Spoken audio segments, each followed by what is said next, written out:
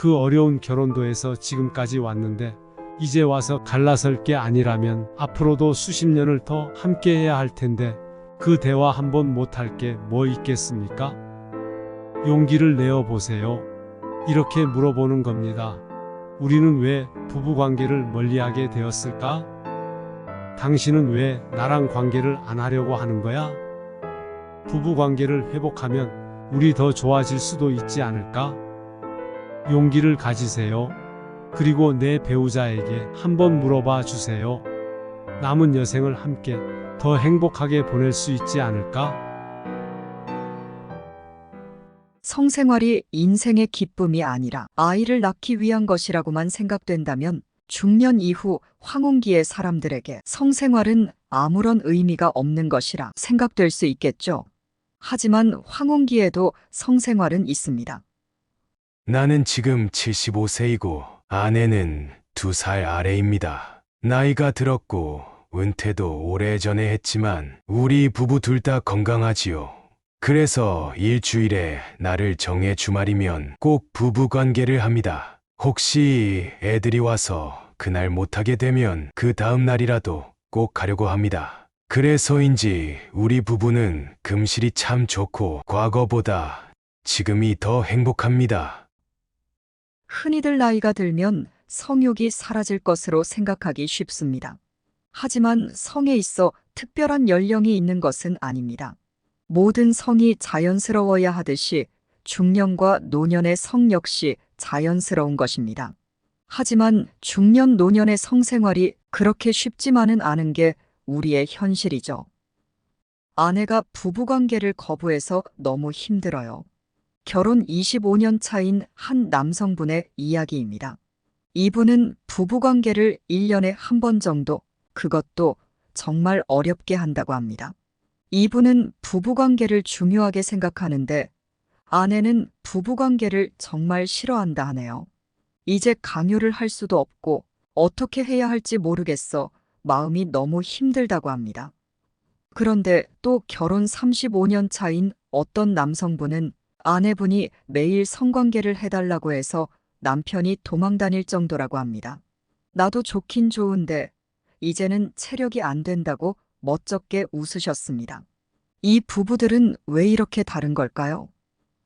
오늘은 50대 이후 부부관계 안 하는 사람의 몸에서 나타나는 충격적인 변화와 부부관계를 자주 하면 몸에 좋은 7가지 이유 등 중년 노년에 꼭 알아야 할 부부 성관계에 대해 말씀드리겠습니다. 영상이 마음에 드신다면 구독과 좋아요, 알림 설정 부탁드립니다. 나이는 이제 70이 넘었지만 저는 여전히 건강해서 성욕이 있습니다. 그런데 아내에게 부부관계를 요구할 때마다 주책이라며 질색을 하고 질책을 하는데 70이 넘은 부부는 정말 모두 성관계를 그만두나요? 우리 주변을 보면 성관계에 대해서 부정적인 생각을 가지고 있는 분들이 꽤 많습니다. 특히 노년의 성생활 혹은 중년의 부부관계라는 말만 들어도 아예 무심하거나 기겁하는 분들도 있죠.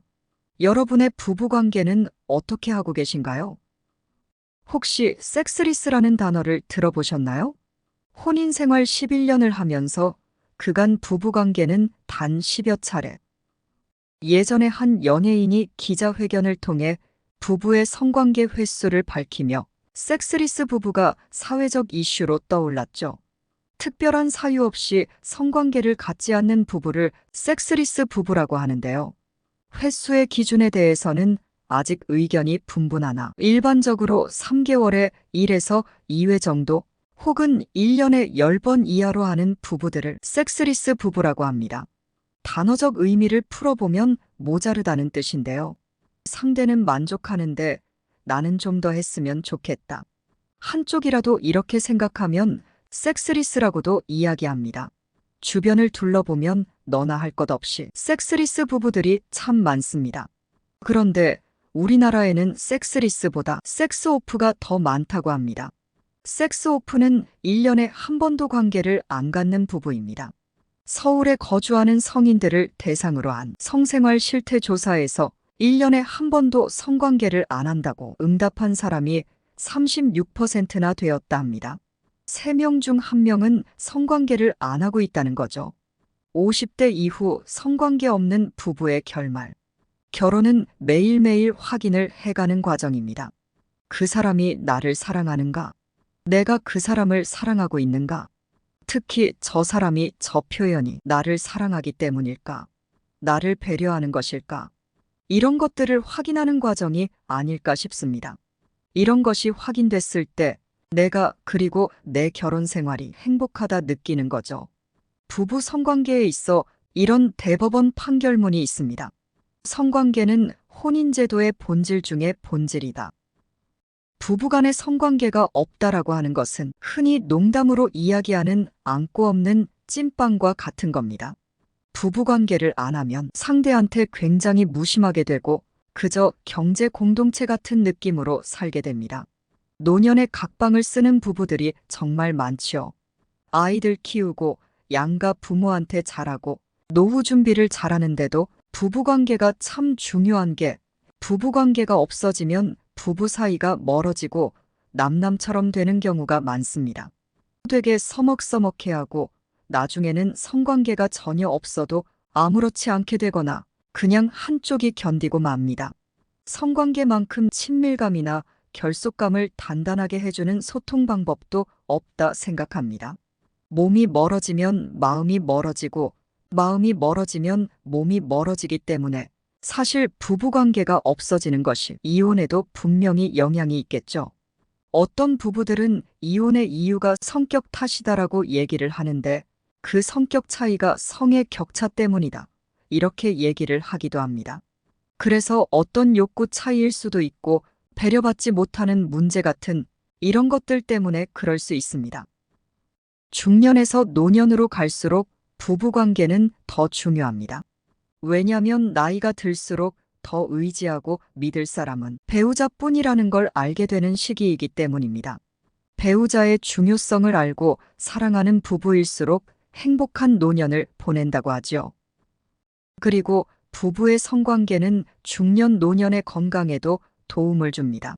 정상적인 부부관계가 되지 않으면 상대가 나를 무시하는 것 같은 느낌이 들거나 성적 긴장도 쌓이고 분노 같은 것도 쌓이고 하면서 실제로 몸의 건강에도 영향을 주게 됩니다. 남자들의 발기의 문제는 피돌기의 문제입니다.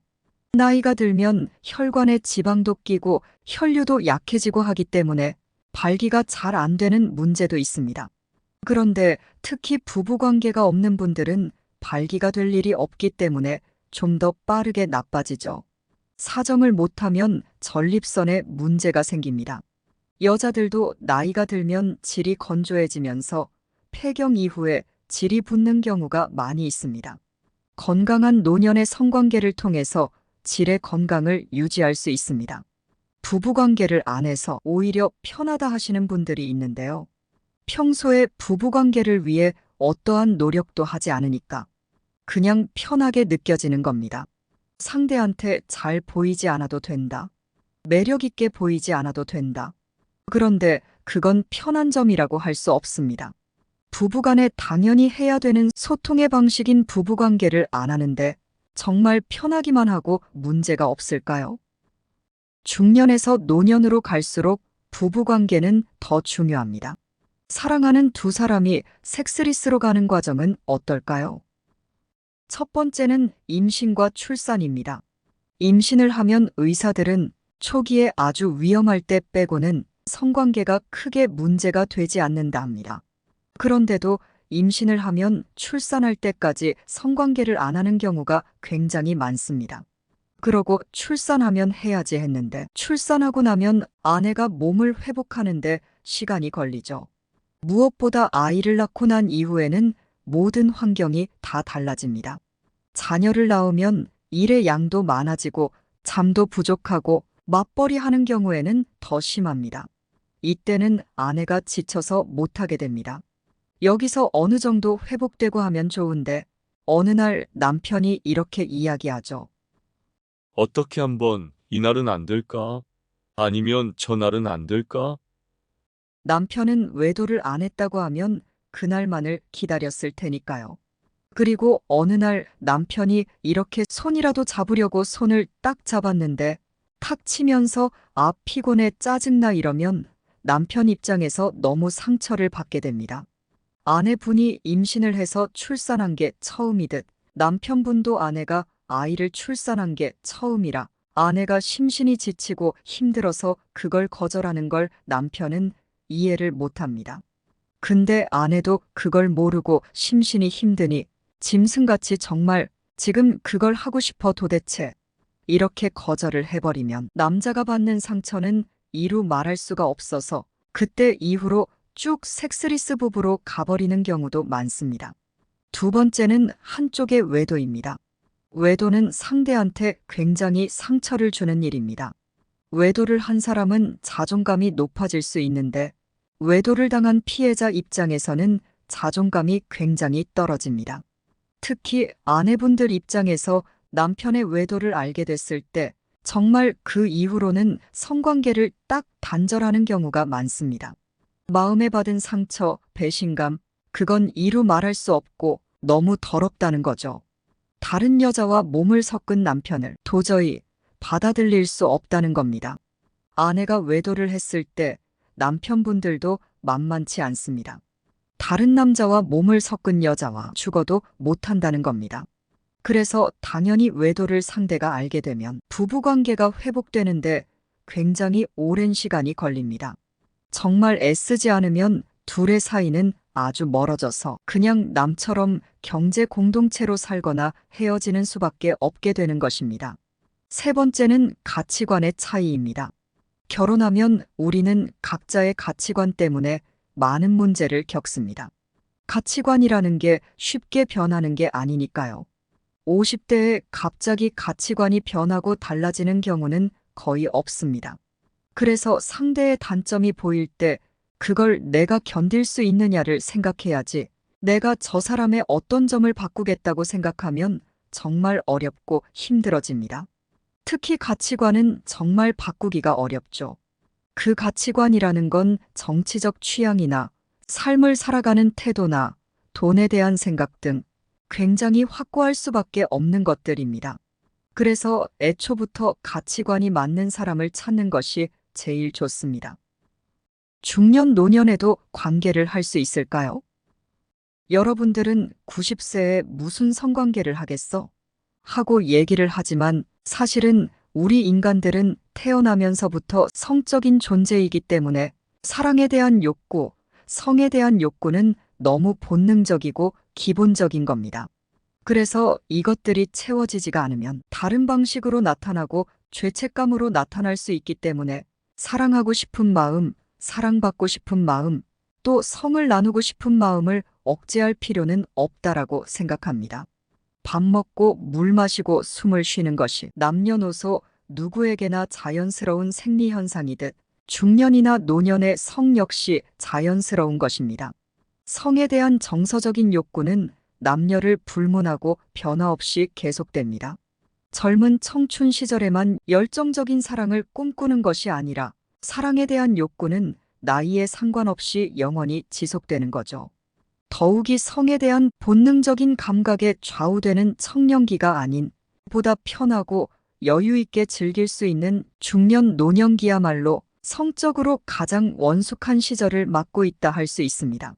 비교적 보수적인 우리 사회에서는 노년의 성에 대해 무관심하고 부정적으로 생각하는 분들이 많습니다. 사람은 몇 살까지 성관계를 할까요? 이렇게 물어보면 숟가락들 힘만 있으면요. 문지방 넘을 힘만 있으면요. 이렇게 얘기하시지만 80세 된 부모님은 관계를 하실까요? 라고 물어보면 주책이죠. 주책. 이렇게 민망하다는 듯이 얘기를 하기도 합니다. 하지만 50세, 60세 이상의 부부관계는 아주 중요합니다. 육체적인 건강도 심리적인 건강도 관계적인 건강도 좋아지기 때문에 할 수 있는 한 계속 하시는 게 맞다라고 생각합니다. 중년 노년의 관계는 몇 번이 좋을까요? 어떤 분들은 나이 나누기 구를 해서 일주일에 몇 번 이렇게 얘기를 하시기도 하지만 사실 그런 것은 별로 의미가 없는 것 같습니다. 제일 중요한 건 내가 건강한 정도입니다. 내가 어제도 관계를 하고 오늘도 하지만 서로 좋고 그것을 통해서 더 행복하다 그러면 매일 하셔도 됩니다. 일주일에 한 번 혹은 열흘에 한 번 해도 내가 좋다라고 하면 그렇게 하시면 됩니다. 80인데 일주일에 2번 이상 합니다. 이렇게 얘기하시는 분들도 꽤 많이 있으십니다. 실제로 60대 초반에는 배우자와 성관계를 계속하는 사람들이 65% 정도 된다고 합니다. 그리고 80대에도 파트너가 있고 파트너가 관계를 거절하지 않으면 25에서 40%까지는 관계를 하고 있다 합니다. 남자도 여자도 할 수만 있다면 규칙적으로 하는 것이 좋습니다. 50대 이후 부부관계를 자주 하면 몸에 좋은 7가지 이유. 부부관계가 얼마나 좋은 역할을 하는지, 또 왜 성관계를 해야 되는지에 대해서 말씀드리겠습니다. 첫 번째, 젊어집니다. 일주일에 2번 이상 관계를 하는 부부는 10년 정도 더 젊어 보인다고 합니다. 실제 매주 2회 이상 오르가즘을 느끼면 수명이 길어진다는 연구 결과도 있습니다. 오르가즘에 도달할 때마다 디하이드로 에피안드로스테론이라는 호르몬이 증가하는데 이 호르몬이 몸의 면역 체계를 증강시키며 노화 세포를 회복시켜 준다 합니다. 피부 건강과 우울증 개선에도 효과적이죠. 두 번째, 두통을 낫게 합니다. 여보, 오늘 밤엔 안 되겠어. 머리가 너무 아파. 잠자리에서 자주 듣는 말이죠. 하지만 부부관계를 하고 나면 두통이 말끔히 낫는다는 사실을 알아야 합니다. 부부관계 때 옥시토신이라는 호르몬이 분비됩니다. 이 호르몬 덕분에 엔도르핀이 형성되는데 모르핀과 비슷한 역할을 하는 화학성분입니다. 성적으로 흥분을 하면 옥시토신 수치가 증가할 뿐만 아니라 이 호르몬 때문에 오르가즘에 도달하며 두통과 신경통이 순간 말끔히 해소됩니다. 세 번째, 스트레스 해소와 숙면에 좋습니다. 최근 조사에 따르면 부부관계 횟수가 많을수록 행복감을 느끼며 스트레스에 잘 대처하는 것으로 나타났습니다. 오르가즘에 도달한 다음엔 고요하고 편안한 느낌이 몰려옵니다. 그래서 남자들은 금방 잠에 골아 떨어지기도 합니다. 때문에 잠을 푹 자기 위해 부부관계를 하는 사람들도 많습니다. 그리고 밤에 숙면을 취했으니 낮에는 항상 활기와 생동감이 넘치며 일상적인 스트레스에도 효율적으로 대처할 수 있습니다. 네 번째, 혈류를 촉진합니다. 성관계를 하면 신진대사가 잘 되면서 마치 운동을 한 것과 같은 효과가 있습니다. 특히 성적으로 흥분되어 있을 때 심장 박동수가 빨라지죠. 이때 대뇌로 가는 혈류 공급도 증가합니다. 대뇌에 많은 피가 공급되면 모든 면에서 수행 능력이 향상되고 몸 전체에 신선한 피와 산소를 공급하면서 몸속의 찌꺼기와 노폐물을 제거해 줍니다. 다섯 번째, 항암 효과가 있습니다. 전립선암과 성관계의 연관관계에 대해 들어본 적이 있으실 텐데요. 여러 번 자주 사정을 하게 되면 전립선암이 훨씬 적게 생깁니다. 하버드대 연구팀에서 무려 20년 동안 3만 명의 남성을 추적 연구한 결과 한 달에 20번 이상 사정을 하는 남자는 한 달에 4회에서 7회 정도 사정을 하는 남자보다 전립선암 발생 위험이 20% 낮았다고 합니다.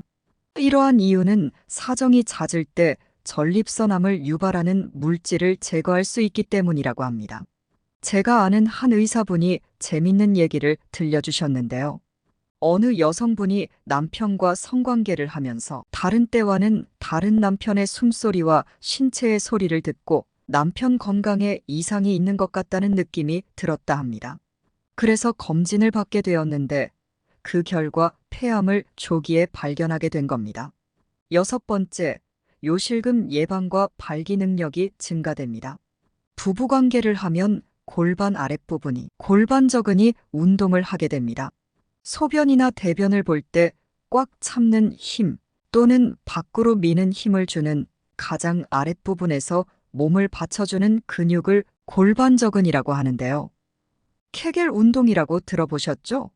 이 골반저근 운동을 하는 것을 바로 케겔 운동이라고 합니다. 이 골반저근이 약화되면 나중에 여성들에게 요실금을 일으키기도 하고 남성들은 발기 능력이 약해집니다. 그런데 이 근육이 성관계를 통해서 자연스럽게 발달된다면 요실금도 예방하고 발기 능력도 증가될 수 있습니다. 7번째, 매력과 활력이 넘칩니다.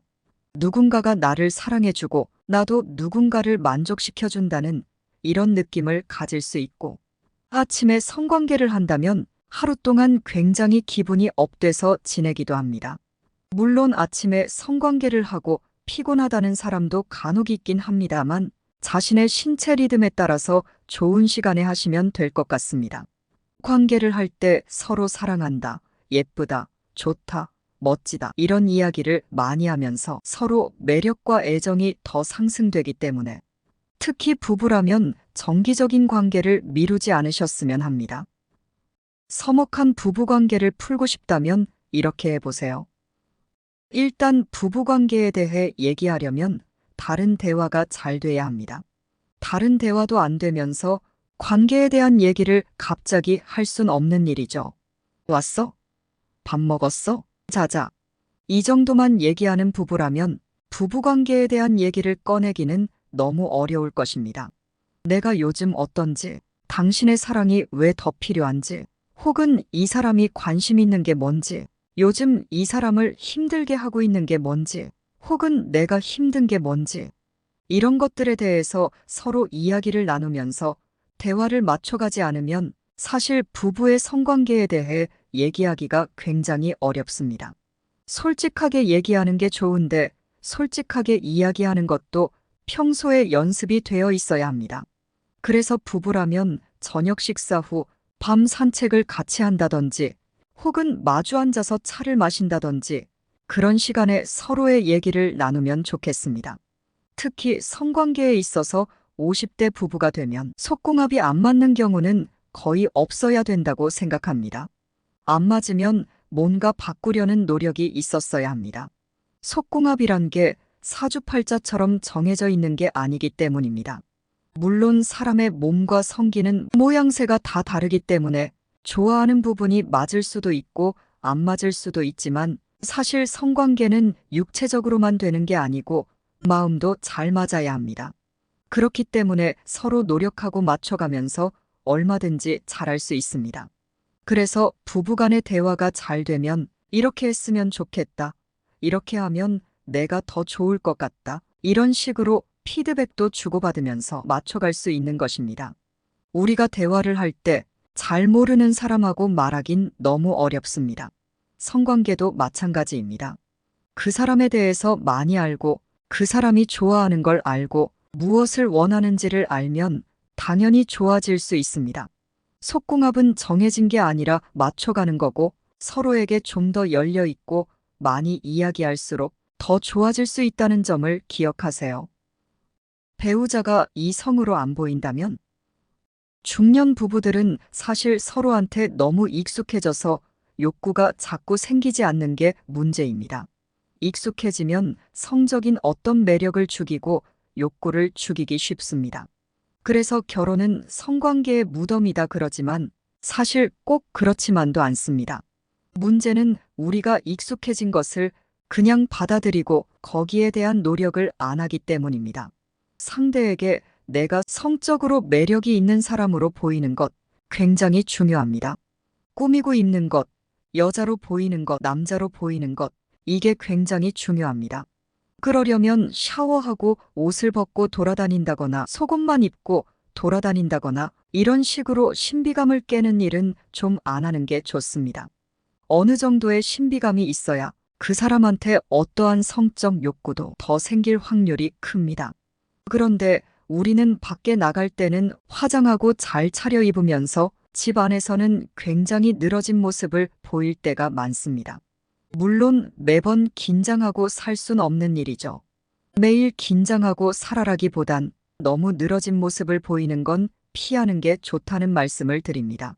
손잡고 밤 산책하고 좋아하는 음악을 틀어놓고 와인 같은 걸 마시고 옛날에 데이트했던 곳에 찾아가 보는 것, 이런 것들이 이야깃거리를 만들어낼 수 있고 또 여행 가는 것도 생각보다 로맨틱해질 수 있습니다. 관계를 안 하던 부부들도 좋은 리조트에 가면 상대한테 집중할 수 있고 그 안에서 상대가 차려입고 예쁘기 때문에 부부관계가 더 수월합니다. 그래서 가끔은 환경을 바꿔주는 것도 참 중요합니다. 사랑도 성관계도 익숙해지면 사실 거기에서 받는 자극이 줄어들게 됩니다. 그렇기 때문에 좀 자극을 만들어 가시는 게 필요하다고 생각합니다. 우리는 관계를 안 할 뿐이지 대화가 잘 된다. 이렇게 얘기하는 부부가 많기도 하지만 실제로 들여다보면 뭔가 문제가 있죠. 부부관계를 통해서 여전히 우리는 확실한 끈으로 맺어져 있다라는 느낌이 들면 훨씬 안도감도 들고 또 행복감도 높아집니다. 성관계가 없어진 지 오래됐다 하더라도 용기를 내서 시작해 보실 필요가 있습니다. 규칙적인 성관계가 부부의 관계를 굉장히 좋게 만들고 건강도 좋게 만들고 그리고 둘 사이의 행복감 그리고 개인의 행복감을 굉장히 높여주기 때문입니다. 부부관계도 노력하지 않으면 좋아지지 않습니다. 지금까지 안 했더라도 그래서 말하기가 굉장히 어색하시겠지만 계기를 좀 만들어 보시는 게 좋을 것 같습니다. 아주 쉬운 계기는 같이 여행을 가는 것입니다. 로맨틱한 감정의 불씨를 살리면서 다시 시작해 보세요. 중년 노년의 성건강관리 수칙은 어떤 것들이 있을까요? 첫째, 술하고 담배는 안 하시는 게 좋습니다. 특히 담배는 끊는 게 가장 좋습니다. 담배는 발기부전과 100% 연결됩니다. 발기가 안 된다는 건 음경으로 가는 혈류에 피가 잘 안 통한다는 겁니다. 담배가 이 혈류를 굉장히 느리게 만들기 때문이죠. 실제로 여자가 담배를 피는 경우에도 충분하게 흥분이 안 돼서 오르가즘을 못 느끼는 경우가 많이 있습니다. 그렇기 때문에 담배를 먼저 끊는 게 좋고 술은 절주하시는 게 좋습니다. 술을 한 잔 정도 드시면 좀 대담해지고 약간의 최음제 역할도 해주니 좋긴 하지만 너무 많이 마시면 국소마 취제 역할도 하고 혈관에도 좋지 않기 때문에 술하고 담배는 좀 조심하시길 바랍니다. 둘째, 유산소 운동을 꾸준히 하시는 게 좋습니다. 성기능은 피돌기, 혈액순환이 우선입니다. 그래야 테스토스테론이라는 남성 호르몬 또는 에스트로겐이라는 여성 호르몬이 잘 나오고 순환이 잘 됩니다. 그래서 혈액순환을 도와주는 유산소 운동, 걷기, 수영, 자전거가 좋습니다. 다만 자전거는 너무 회음부를 누르는 딱딱한 안장은 피하시고 너무 길게 타시면 좀 내려서 다리 운동을 하시는 것도 좋습니다. 일찍 일어나시고 충분히 주무시고 이렇게 건강하게 사시면 성 건강도 굉장히 좋아집니다. 나이가 들수록 노인이 될수록 성생활을 포기하지 않으셔야 합니다. 부부간의 섹스리스가 어떤 원인에 의해서 시작되었든 이것을 극복하고자 하면 진솔하게 대화 한번 하셔야 합니다. 그 어려운 결혼도에서 지금까지 왔는데 이제 와서 갈라설 게 아니라면 앞으로도 수십 년을 더 함께 해야 할 텐데 그 대화 한번 못할 게 뭐 있겠습니까? 용기를 내어보세요. 이렇게 물어보는 겁니다. 우리는 왜 부부관계를 멀리하게 되었을까? 당신은 왜 나랑 관계를 안 하려 하는 거야? 부부관계를 회복하면 우리 더 좋아질 수도 있지 않을까? 그리고 내 배우자에게 한번 물어봐 주세요. 남은 여생을 함께 더 행복하게 보낼 수 있지 않을까? 오늘도 나이듦의 품격이었습니다. 오랫동안 건강한 성생활 하시면서 원숙의 꽃을 피우는 황혼의 축복을 누리시길 바랍니다. 오늘 영상이 도움이 되셨다면 구독과 좋아요 부탁드립니다. 끝까지 경청해 주셔서 감사합니다.